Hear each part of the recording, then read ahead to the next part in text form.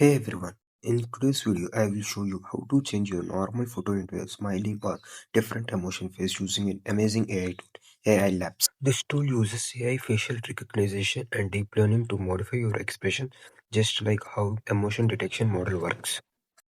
First open your Chrome browser and search for AI Lab tool. Click on the official website that appears at the top of the search results. First sign in with your account. Once you are on the website, look for the option that says Change Facial Expression. Click on that. It will open a new page where you can upload your picture. Now click Upload and choose your photo from your device. I am selecting my photo right now. On the left side, you will see a panel with different tools. From there, select Facial Expression. You can pick any emotion you want, like smiley and closed mouth smile, angry, surprised, and more. Once you select your desired emotion, the tool will automatically process your image and change the expression in just a few seconds. Here you can see my normal face is turned into a closed mouth smile.